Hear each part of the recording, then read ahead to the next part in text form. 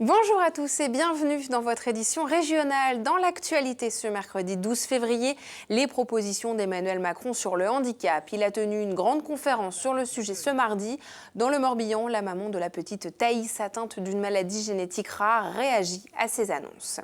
Nous irons aussi à Morlaix où la reconversion de la manufacture des tabacs se poursuit. Nous sommes allés sur le chantier, reportage dans un instant. Et puis justement, nous parlerons du partage des terres dans ce journal. La région tente de freiner l'artificialisation des terres, car la Bretagne est dans le trio de tête des régions qui bétonnent le plus. Cédric Manet, nous vous retrouvons dans un instant pour faire le point sur ce sujet. Je vous le disais en titre, le président a présenté sa politique d'accompagnement des personnes en situation de handicap ce mardi. Parmi les annonces, la création de 11 500 postes d'accompagnants d'ici 2022, 1000 places supplémentaires dans les établissements spécialisés et la mise en place d'un numéro pour faciliter les démarches administratives. Alors que pensent les principaux concernés de ces propositions? Dans le Morbihan, nous avons rencontré la maman de Thaïs, une petite fille de 13 ans atteinte d'une maladie génétique rare. Laurence Vourche a pu rencontrer la ministre en charge du handicap, Sophie Cluzel. Écoutez sa réaction au micro de Karine Chevrolier. Madame Cluzel a promis l'ouverture de 1000 places en France pour les personnes porteuses de handicap complexe. Mais on ne sait pas quand, on ne sait pas où, on ne sait pas exactement pour qui et on ne sait pas non plus quand. Pour moi, il n'y a pas d'avancée de ce côté-là. Moi, j'aurais aimé avoir du concret. J'ai pu contacter aussi Monsieur Mullier, qui est le directeur général de l'ARS Bretagne, qui m'a répondu qu'il travaille dans ce sens au niveau du virage inclusif, mais que les budgets ne suivent pas et tant qu'il n'y a pas de budget débloqué, les choses ne vont pas avancer.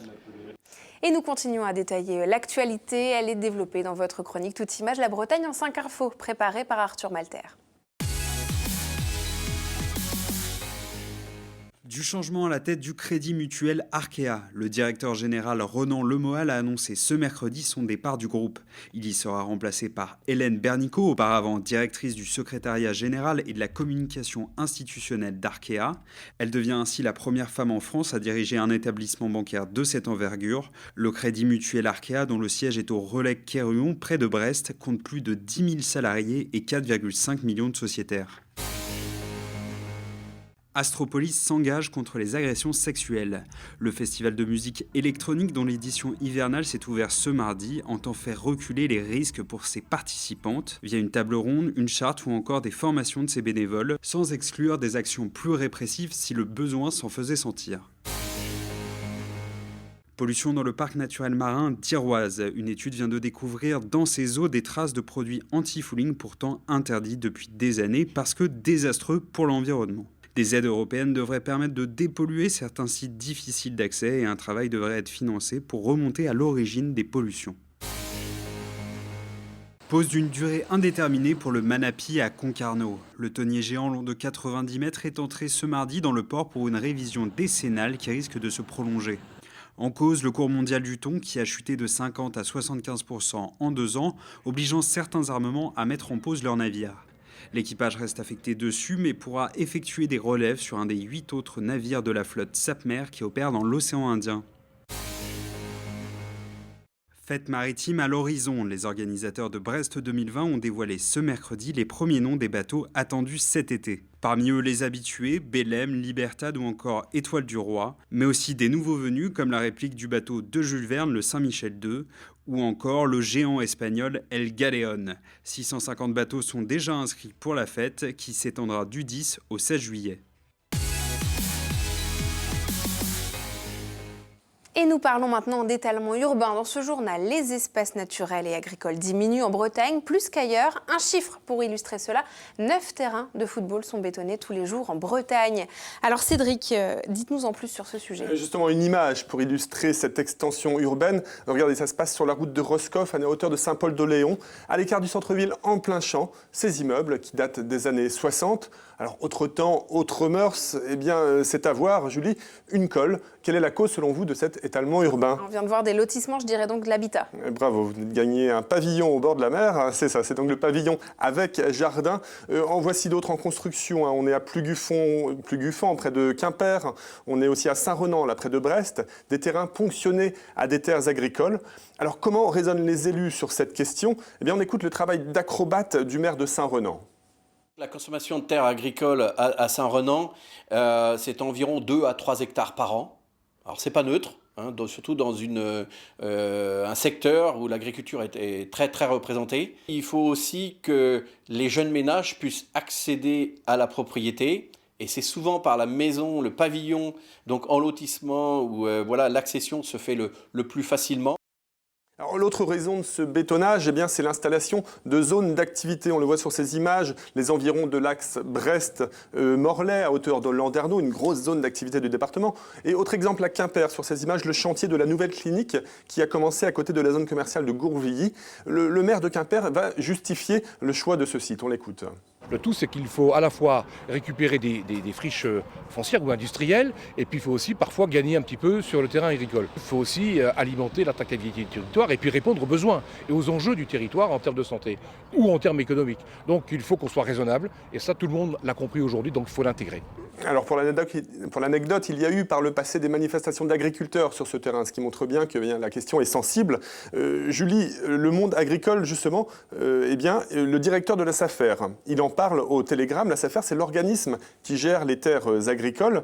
Je le cite, en Bretagne, il a fallu des générations pour rendre des terres cultivables et 5 minutes suffisent à un bulldozer pour tout casser. Alors quelles sont les solutions face à cette situation ? Alors il y en a quelques-unes, en voici une très concrète. Il s'agit de combler ce qu'on appelle les dents creuses. On le voit sur ces images du côté de Landerneau. Les dents creuses, ce sont ces espaces déjà construits qu'il s'agit de réhabiliter. On écoute le maire de la ville qui explique cette démarche. Il va falloir imaginer un habitat plus groupé qui peut être très agréable à vivre pour peu qu'on y réfléchisse dans un ensemble. C'est-à-dire qu'il ne faut pas raisonner encore une fois à la parcelle, mais bien raisonner globalement pour ensuite recréer des quartiers dans une logique complètement différente de ce qu'on voit aujourd'hui avec des lotissements classiques, mais avec une logique de densité tout en conservant une qualité de vie. Voilà, donc au final, construire différemment. D'après l'établissement public foncier, c'est l'EPF, un organisme qui soutient ce genre de démarche. Et bien depuis 10 ans, une surface équivalente à 1500 de terrains de football a été maintenue en terres agricoles. C'est bien, mais si on calcule, ça représente à peine un seul terrain de football par jour. Merci beaucoup en tout cas Cédric pour ces explications et ces chiffres sur ce sujet. Et puis justement, nous venons de parler travaux et réhabilitation de friches industrielles. Voici un autre exemple à Morlaix, la reconversion de la manufacture des tabacs qui se poursuit.